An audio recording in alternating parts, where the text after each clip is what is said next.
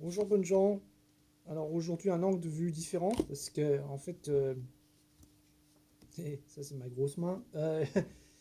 Je vais essayer de vous montrer quelque chose sur mon laptop qui est pas si laptop que ça. Je le laisse toujours au même endroit. Et voilà, donc en fait je vais vous parler d'un site, un website qui s'appelle Worldometer. Et vous avez tout plein d'informations. Alors le Worldometer, en fait, c'est fait pour mesurer la population mondiale. Vous avez ici donc Demographics World Population. Et là, ce qui est intéressant, si vous cliquez là-dessus, bah, vous avez une espèce de compteur à la seconde près où vous avez toutes les naissances dans le monde aujourd'hui, les naissances, les deaths today, les morts. Donc la croissance de la population, ça augmente à peu près 200 000 personnes par jour. On est à 7 milliards 795 millions 103 000 et quelques broutilles êtres humains sur Terre. Il y a sur l'année information intéressante. Par exemple, donc en fait en général par jour on arrive à 300 et quelque chose naissances par jour, 300 000. Décès c'est 160 000 à peu près par jour. Ça fait un différentiel de 200 000 personnes à peu près. Il y a 70 millions de naissances depuis le début de l'année. On est au 1er juillet 2020. 29 432 000 décès depuis le début de l'année. Et donc, croissance de la population en grosso modo 40 millions. Voilà, ça c'est des chiffres. Et alors, il y a une page qui est sur le coronavirus. Et on voit donc 10 millions de cas. Alors les premiers chiffres, c'est 10 millions de 632 000 cas cumulés, 515 000 décès cumulés, forcément. Et les guérisons, 5 837 000. C'est-à-dire qu'en bas, vous avez d'un nouveau des graphiques, 4 280 000 cas actifs, dont 57 926 cas critiques. Et closed cases, donc les cas réglés, 515 000 décès, 5 837 000 guérisons. Donc ça fait 6 352 000 cas réglés. Donc quand on nous donne des chiffres, par exemple, on dit on a dépassé les 10 millions de cas, ben oui, mais c'est en fait 4 280 000 cas actifs, dont 4 222 000 sont des cas in mild condition, donc en condition, des conditions relativement peu graves, relativement, et 57 000, presque 58 000 cas critiques. Voilà, ça c'est les chiffres. Et donc on peut mettre en corrélation déjà 515 000 décès avec, j'avais dit tout à l'heure, 29 millions de décès en tout depuis le début de l'année. Mais c'est pas ça que je voulais vous montrer. Vous avez une page avec donc, tous les pays, hein, les uns après les autres, le nombre de cas, le nombre de guérisons, le nombre de tests, le nombre de cas actifs, le nombre de cas critiques, euh, totalité par million d'habitants, morts par million d'habitants, tests par million d'habitants, population, etc. Vous pouvez regarder tout ça. En fait, ce qui m'intéresse, alors on peut voir dans les détails bien sûr qu'actuellement les pays qui sont les plus actifs, c'est les USA, le Brésil, la Russie, l'Inde, et derrière arrive le Royaume-Uni, et puis l'Espagne, le Pérou, le Chili. L'Italie est au 9e rang en cas cumulé total, mais avec des situations très disparates, puisque en Italie on a plus que 15 000 cas actifs, alors qu'aux USA, on a encore 1 million pardon, 457 000 cas actifs. Vous voyez, donc en fait, ce n'est pas du tout les mêmes situations. Donc ça, il faut regarder au détail chaque pays les uns après les autres. Mais je ne vais pas vous épargner tous ces détails. On va passer directement aux graphiques. Alors il y a des graphiques et ils ne sont pas si inintéressants que ça. En fait, on a un premier graphique qui nous parle de cas accumulés où on compare un certain nombre de pays qui ont été notamment marqués pendant la première vague de l'épidémie, c'est-à-dire au mois d'avril à peu près. On a la Chine, la France, l'Allemagne, Germanie, etc. et les États-Unis. Et les États-Unis, on voit que ça monte, bien sûr. On a une courbe qui est intéressante, c'est la courbe des cas accumulés corrélativement par rapport les États-Unis par rapport à l'Europe. Sachant que l'Europe, là je ne sais pas si elle englobe la Russie avec. C'est-à-dire que si on a la Russie, on a 750 millions d'habitants. Si on n'a pas la Russie, on a 600 millions d'habitants. Alors que le Royaume-Uni, les États-Unis, ça compte 330 millions d'habitants, je crois. Et alors, ce qui est intéressant de voir, c'est que en fait, depuis les 10 000 premiers cas, eh bien, les deux courbes ont été à peu près corrélées jusqu'au 77e jour, à peu près, 75e jour de l'épidémie, à partir des 10 000 premiers cas. Et là, on voit que les États-Unis sont en train de partir vers le haut. Et ça, c'est une première information qui est intéressante. Pourquoi? Eh bien, si on revient sur les updates, c'est-à-dire les cas pays par pays, on peut se rendre compte que aux États-Unis, ça a un petit temps pour réinitier le truc, eh bien, on a 34 millions de tests. C'est-à-dire que le deuxième pays qui teste le plus, bah, c'est la Russie d'ailleurs. Presque 20 millions de tests. Et ensuite, on a dans les pays de tête, le Royaume-Uni qui teste beaucoup aussi, 9 500 000 tests. L'Inde, presque 9 millions de tests, etc. Nous, à la France, pour vous donner un ordre d'idée, on est à 1 384 000 tests. C'est-à-dire 21 000 tests par habitant. C'est-à-dire qu'au niveau de l'Europe, on est ridicule. À côté, par exemple, si je vous donne l'Allemagne, ils ont 5,5 millions de tests, ils ont 64 000 tests par million d'habitants. Vous voyez, ce n'est pas du tout les mêmes statistiques. On est à la traîne par rapport à des pays comme l'Allemagne et d'autres pays en Europe. Mais vraiment. Et donc, en fait, ce qui se passe, c'est que les États-Unis, depuis quelque temps, ont testé massivement. Ce qui explique, en fait, l'apparition de nouveaux cas. Et pour vous en donner le cœur net, il suffit de comparer. Ensuite, dans les statistiques, il y a ça, le nombre de cas cumulés, mais il y a aussi le nombre, les courbes de mortalité. Et on voit les États-Unis, la courbe de mortalité qui monte, voilà, qui explose à partir du jour 10 à partir des 100 morts, et jusqu'à peu près jour 50 à partir des 100 morts, 100 premiers morts. On arrive à 80 000 décès. Il faut voir que donc les premiers 100 morts ont été déclarés, je pense, aux États-Unis au mois d'avril, quelque chose comme ça. Et depuis, il y a une inversion, une inflexion, un infléchissement de la courbe. C'est-à-dire que ça progresse, mais moins vite. Donc il y a moins de décès. Or, on a répertorié plus de cas.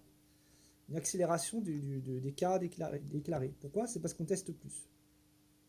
On voit aussi la même chose, comparaison du nombre cumulé de morts entre l'Europe et les États-Unis. Et là, on a une corrélation assez forte par rapport à la mortalité. C'est-à-dire que la mortalité aussi a infléchi en Europe. Il y a maintenant beaucoup moins de décès qu'avant. Et on voit aussi que les États-Unis commencent à prendre exactement le même caractère de courbe.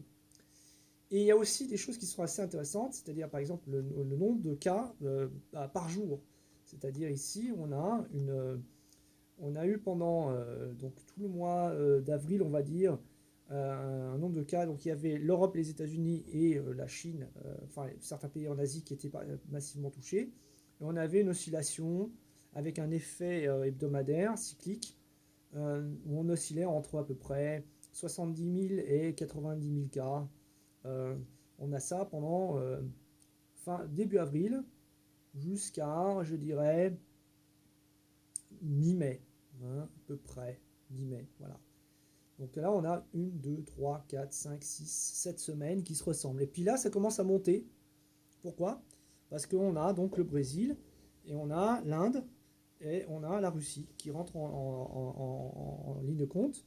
Et effectivement, donc le nombre de cas, et ça, les journaux n'ont pas raté l'information, de relayer l'information, c'est-à-dire que effectivement, on a depuis une augmentation des cas qui sont mesurés et donc testés positifs, PCR positifs, je suppose. Voilà, Donc on est passé au-dessus de 100 000, à 125 000, 130 000, etc. Ça, c'est les pics.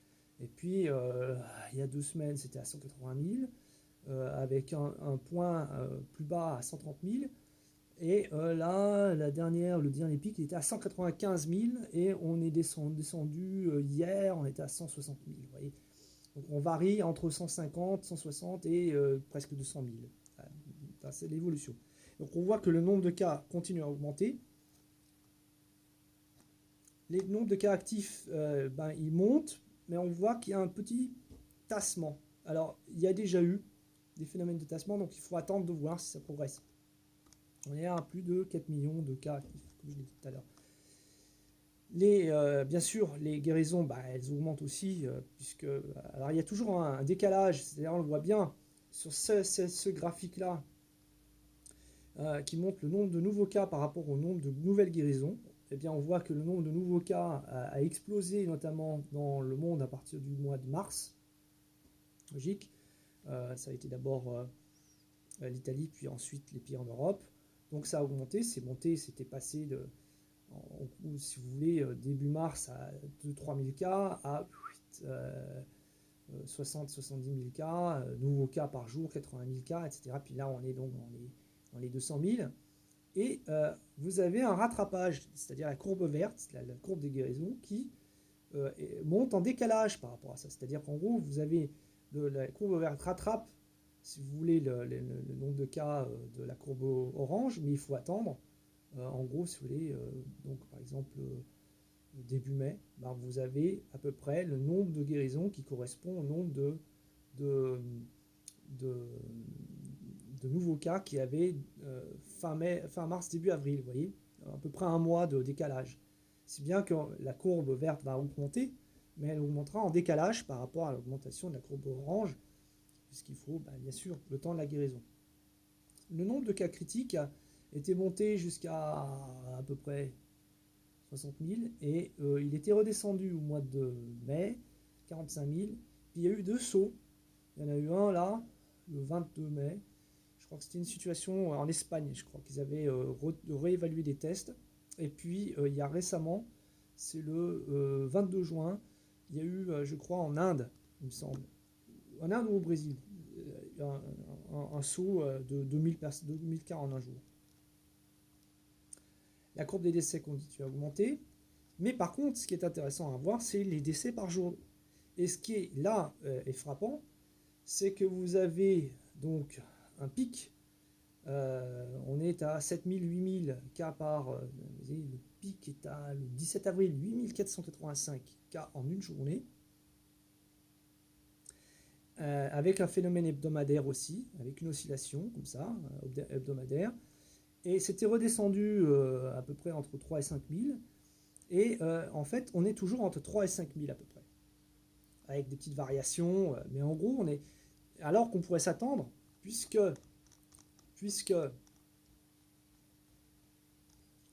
vous avez une augmentation à partir du... on va dire de fin mai, vers de plus de cas, parce que des nouveaux pays, donc plus de cas de personnes testées positives, on devrait s'attendre, fin mai on est déjà le 1er juillet, on devrait s'attendre à une augmentation des décès significative, ce qui n'est pas le cas. Et ça pose des questions. Alors, et bien évidemment, il y a beaucoup de décès. Alors, si on regarde les pays les uns après les autres, on va voir qu'il y a beaucoup de décès au Brésil, on va voir qu'il y a de plus en plus de décès en Inde, qu'il y a des décès au Mexique, par exemple. Par contre, en USA, c'est en train de baisser. Et en Europe, il n'y a presque plus rien. Alors, comment faut-il interpréter cela? Là, c'est la question qu'on peut se poser. C'est-à-dire que, en fait, si vous avez le pic, par exemple, de l'épidémie le 17 avril, je reprends donc le 17 avril, c'est le pic des décès. Alors que si je prends le 17 avril comme point de référence, eh bien, vous êtes à un point de référence où le 17 avril, vous avez, je prends les cas actifs, 2 millions de cas actifs dans le monde, c'est-à-dire moitié moins que ce qu'on a aujourd'hui. Et en fait, il ne faudrait pas prendre le 17 avril comme le nombre de cas actifs, mais il faudrait le prendre 3 ou 4 semaines avant, c'est-à-dire le nombre de personnes qui ont été infectées et qui sont morts, qui sont décédés après 3-4 semaines, éventuellement 2-3 semaines. On va mettre 3 semaines donc 17 avril, ça nous ramène à fin mars, et là on est à 600-700 000 cas. Donc en gros, si vous voulez, vous avez 700 000 personnes qui sont activement touchées à un moment donné par la maladie. Au moment où elle commence à exploser en Europe, par exemple, notamment, et commence à venir tout doucement aux États-Unis, qui donne un nombre record de décès, c'est-à-dire qu'à cette époque-là, vous avez 8000 décès, ce qui est très impressionnant. Et aujourd'hui, quand bien même nous avons 4 millions et des poussières de cas actifs, c'est-à-dire que nous avons, en gros, si vous voulez, 5 fois plus de cas, tout dépend comment vous prenez les statistiques, ou 4 fois plus de cas actifs qu'à l'époque, même si on prend les 2 millions du 17 avril, ben vous avez déjà ne serait-ce que 2 fois plus de cas. 2 fois plus de cas. Même plus. J'ai le 17 avril ici, cas actifs, 1 491 000. C'est-à-dire qu'en fait, on est à 3 fois plus de cas. On a 3 fois plus de cas qu'au 17 avril. Et on a toujours une oscillation des décès par jour entre 3 000 et 5 000. Alors comment il faut interpréter ça? On l'a dit, la situation elle est disparate dans les pays du monde. Donc vous avez les nouveaux pays qui sont nouvellement touchés, forcément, dans ces pays-là, comme en Inde, comme au Mexique, comme au Brésil, vous avez une forte mortalité. Vous avez actuellement, je ne sais pas moi, 800, 1000 décès au Brésil par jour. Vous avez en Inde plus de 500 décès par jour, etc. Mais, en même temps, par rapport à cette période du début mars, ou disons début avril, où ils avaient vraiment eu un record de décès, eh bien, on devrait s'attendre à avoir, je ne sais pas, au moins le double de décès.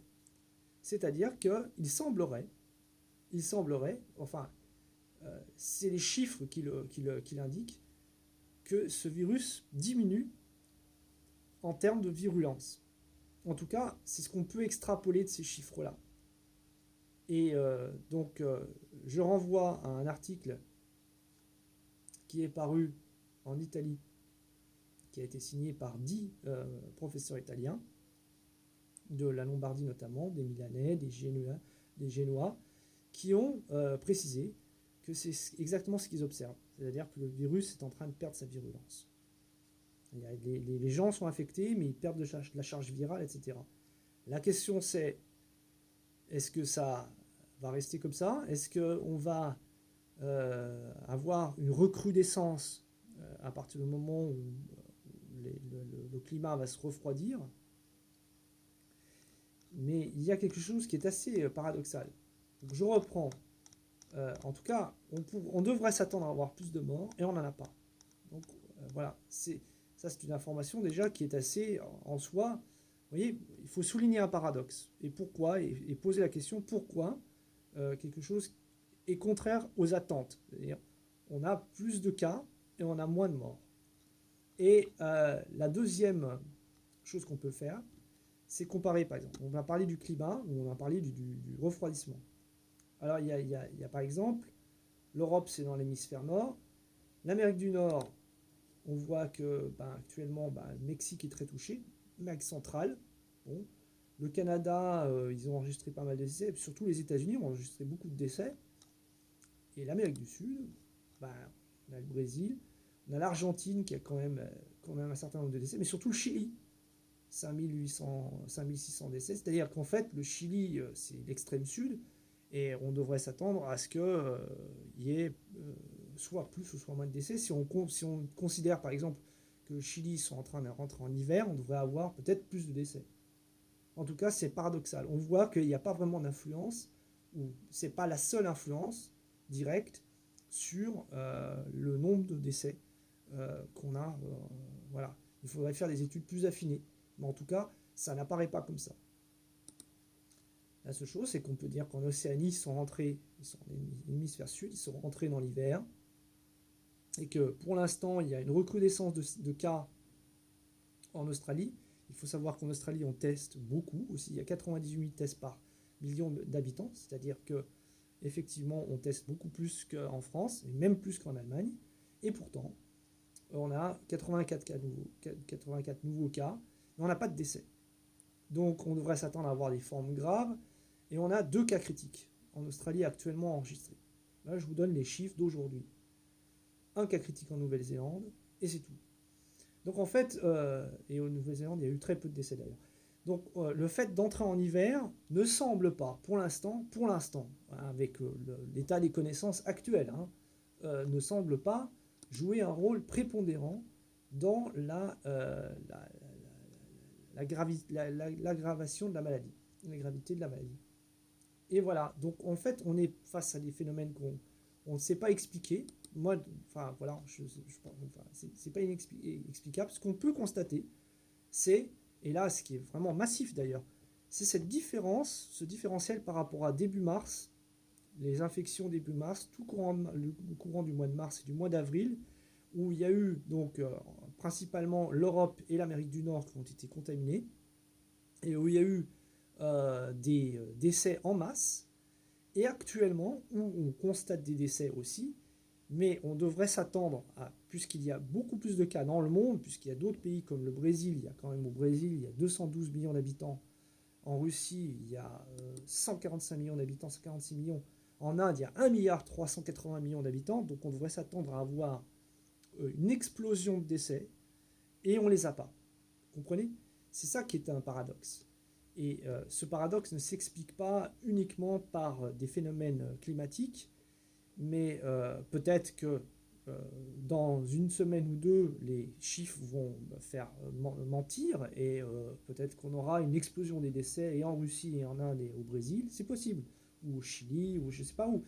Mais en tout cas, on n'a pas observé ça sur, et ça c'est vraiment considérable, on ne l'a pas observé sur les dernières semaines, même si les graphiques eux-mêmes auraient, puisque je vous dis que le nombre de cas journaliers a augmenté significativement à partir de fin mai.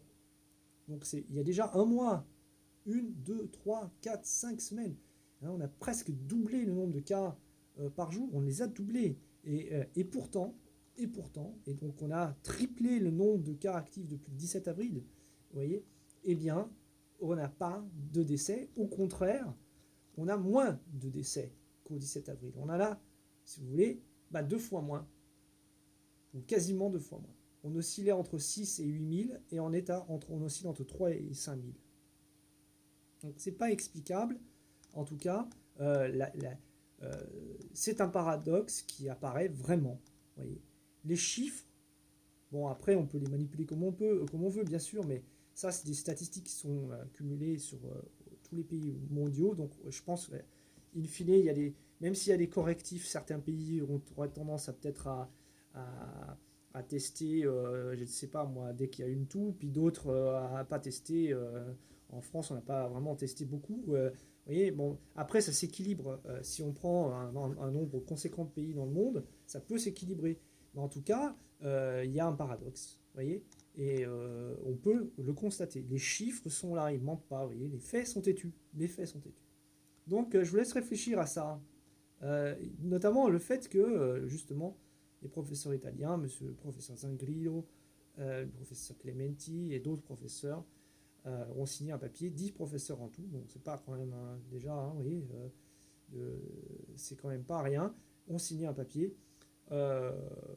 disons, indiquant que leurs constatations abondent dans le sens des constatations que je viens de faire, moi, en étant spécialiste de rien du tout, et simplement en observant et en faisant travailler ma boîte crânienne. Donc, c'est intéressant, et la question qui va se poser, c'est-à-dire pour les prochains temps, c'est effectivement, est-ce qu'on va avoir une espèce d'adaptation du virus à l'homme, à son hôte, et est-ce qu'on va avoir une baisse significative des décès, et qui va continuer. Et si on a ça, eh bien, la question qui se pose derrière, vous présentez ce qui suit, c'est quid du vaccin? Parce que si on prend un vaccin qu'on le préconise pour une maladie grave, mortelle comme la rage, ou la tuberculose, ou la poliomyélite qui n'est pas si mortelle mais qui est très invalidante, ou des maladies qui sont peut-être moins mortelles mais qui provoquent quand même pas mal de problèmes de santé publique comme la rougeole, comme la rubéole sur les nourrissons, etc. Il y a un certain nombre de maladies qui sont très invalidantes, très incapacitantes. Là, bon, bien sûr, c'est une question. Hein. Il faut regarder les séquelles du Covid qui ne sont pas non plus anodines. Apparemment, le virus peut attaquer le cerveau aussi, peut attaquer les bronches, peut laisser des fibroses pulmonaires. Se retrouver avec des fibroses pulmonaires comme séquelles, ou se retrouver avec une anosmie définitive comme séquelle, c'est pas forcément souhaitable. Hein. Donc, évidemment, on peut se poser la question, est-ce que le vaccin fait du sens? En tout cas, au vu des risques de mortalité, sachant que l'écrasante majorité des patients qui meurent sont effectivement âgés, au vu de ce risque-là, seulement, je dis bien seulement, si la létalité continue à baisser, au départ on l'a imaginé à 10%, puis là on voit même à 5 ou 2-5%, et même, si elle continue à baisser, qu'elle continue à baisser en dessous des 1%, ça va devenir une question qu'on peut se poser. Voilà. Quand j'entends des gens qui, à gauche, à droite, disent on peut rien faire, on peut pas bouger jusqu'à pas bouger, si tu bouges pas, pique pas, c'est pas bouger tant qu'il n'y a pas un vaccin, il va peut-être falloir reconsidérer ce point de vue. Parce que j'entends bien le fait d'éviter les séquelles. Ça, évidemment, personne, je crois, n'a envie, moi en premier, de perdre l'odorat, hein, par exemple. Hein, ou d'avoir des fibroses dans les poumons. Hein, ou d'avoir le cerveau attaqué. Alors, le cerveau attaqué, je ne sais pas jusqu'à quel point, mais en tout cas, toutes ces séquelles-là, personne ne veut les avoir. C'est évident. Mais au vu de ce qu'on voit, c'est pas mal ça, vous avez quand même des questions qui sont soulevées. En tout cas, voilà, surtout par rapport à un vaccin qui est hypothétique et qu'il risque très fort qu'on attende des années après, hein, au moins 1 an si ce n'est plus. Hein. Donc, vous voyez, en attendant, voilà, j'en ai déjà parlé dans une autre vidéo. Mais je crois que ce qui est intéressant dans cette histoire, ce qui était angoissant parce qu'on ne savait pas trop ce qui nous allait tomber sur le nez, mais maintenant, ce qui devient palpitant, si vous voulez, c'est de constater qu'on a le développement d'une maladie sous nos yeux, et c'est la première fois qu'on la monitore de cette façon, au jour le jour, avec le nombre de cas, etc., partout dans le monde, et de voir quelle place elle prend, et puis finalement peut-être qu'elle va s'implanter dans la population mondiale comme d'autres formes de maladies qu'on connaît et qui sont devenues justement, je dirais pas notre lot quotidien, mais qui sont devenues, qui nous accompagnent dans notre vie normale, quoi, entre guillemets. Et voilà, je vous laisse regarder le site Worldometer. Il y a d'autres statistiques qui sont intéressantes par pays, sur la démographie, c'est très bien fait. Il y a les âges, il y a les répartitions des sexes, les âges, etc. Il y a plein de choses qui sont vraiment très intéressantes. Voilà, faites votre constatation vous-même. Vous allez voir, c'est frappant. C'est frappant de voir que le virus tue moins, en fait. Et là, il n'y a pas de déni possible. Les faits sont là, les faits sont têtus. Ok, bonjour chez vous.